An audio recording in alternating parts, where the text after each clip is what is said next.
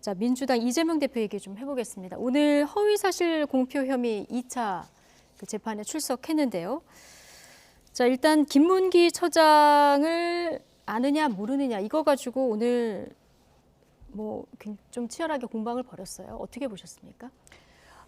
이재명 대표는 매주 금요일 날 재판을 나가잖아요. 네. 그래갖고 다운돼 있다가 토요일 날 대통령 규탄 대회에 나가서 온갖 그 극단적인 발언을 쏟아냄으로써 스스로 엔돌핀을 지금 올리고 있는 상황 아닌가 이런 생각이 들 정도거든요. 예. 그리고 야당 대표로서 정부의 정책을 비판하는 건 좋지만 무슨 자위대 군합발 뭐 그리고 나라를 뭐 팔았다 이런 식의 말을 하는 게 과연 책임 있는 야당 대표가 할 소리인지 그게 아닌 거는 아마 이재명 대표도 알 것이다라고 생각을 하고요. 그다음에 이 지금 그 김문기 씨를 이재명 대표로서는 끝까지 몰랐다고 해야 되지 않겠습니까? 예. 그리고 방송에서 얘기한 건 즉흥적인 답변이었다 이렇게 얘기하니까 검사들이 아니 4번이나 그 방송에 나가서 몰랐다 그러는 게 어떻게 즉흥적일 수 있느냐 이러면서 이제 공방을 하고요. 김문기 씨 또 아들이 한 발언에 대해서도 우리가 좀 주목할 필요가 있어요. 본인이 이재명 대표의 측근하고 통화를 했는데 그때 자기를 회유하려고 하면서 도와달라고 하면서 잠깐 블랙아웃이 된 것이다 뭐 이렇게 얘기했다라는 거 있잖아요. 그리고 그 측근이라는 사람이 자기하고 전화하기 전에 또 뭐 김용, 정진상 이런 사람하고 통화했다라는 보도가 나오던데요.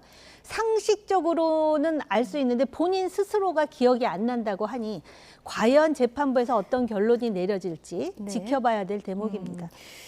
자, 오늘 검찰이 600명 팀장 중에서 599명을 몰라도 김문기 처장을 모를 수가 없다. 자, 이렇게 얘기했는데 호주 출장 가서 골프를 같이 치지 않았습니까? 조금 전에 이제 사진도 나왔는데 네. 오늘 이재명 대표 측 변호사가 어떤 논리를 폈냐면 영상을 쭉 보니까 두 사람이 한 번도 눈을 마주친 적이 없다. 자, 이런 변론을 했어요. 저는 말이 안 된다고 봅니다. 그러니까 변호사가 그런 그 논리가 너무 빈약하다. 앞으로 보고 사진 찍을 때 서로 앞으로만 본 걸 눈을 안 맞췄다고 얘기한 거하고 똑같은 겁니다. 네. 실제로 보면 지금 그 유동규 씨의 말에 의하면 세 사람이 골프 친 거잖아요. 유동규 혼자서 인용 카트를 몰았고 예. 노캐디고 그러면 이재명 시장하고 김문기 씨가 나란히 둘이서 앉아서 두 사람만의 말하자면 골프를 쳤다는 거고 예. 세 사람이 쳤지만 그러면 골프채를 누가 갖다 줬겠습니까? 김 처장 7번 줘. 야 저기 9번 줘. 그렇게 주고받고 했을 거예요.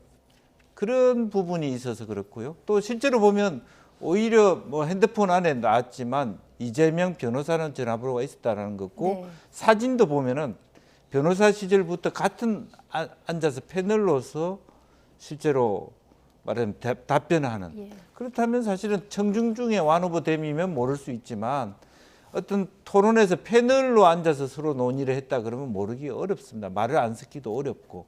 예. 그리고 실제로 600명 가까운 처장이지만 사실은 그 호주 방문했을 때 고른 사람이에요. 예. 유동규가 그나마도 이재명 시장하고 가까워서 데리고 간 사람이거든요. 그렇다면 600명 중에 사실은 60명, 6명 안에 들어가는 팀장이라고 보면 됩니다. 그리고 가장 말하자면 주택 건설 관련된 핵심적인 인물 중에 한 사람이었기 때문에 사실은 지금 현재 변호인들이 주장하는 그 변호적 논리라는 것은 너무 얼토당토하지 않다.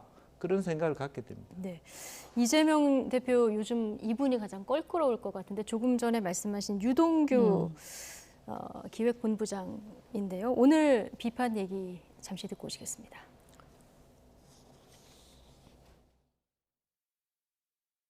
거짓말 좀 그만했으면 좋겠다 말씀을 드리고요.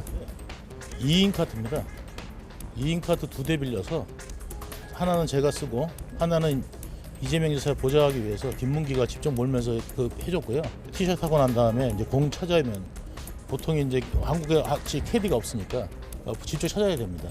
그런 거 과정들을 갖다가 하면서도 김 팀장 거기 있어?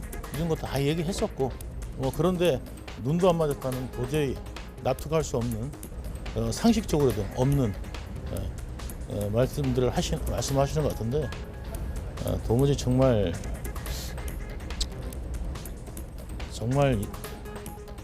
말하기가 어려울 정도로 예, 그런 생각이 듭니다. 네. 상당히 좀 구체적으로 얘기를 했는데요. 이거 어떻게 들으셨습니까?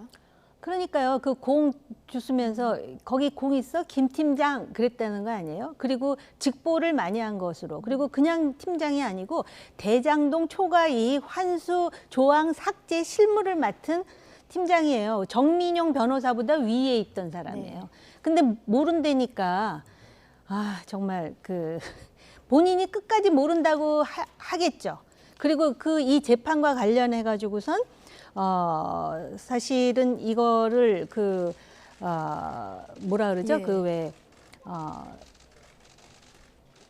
무슨 재판이라 그러죠? 왜 그러니까는 그 배심원들이 나와가지고 하는 국민참여 재판 국민 같은, 참여 재판으로 예. 하려고 그랬는데 이재명 대표가 원치 않은 것으로 또 언론 보도에 나오는 걸 잠깐 예. 읽었는데요.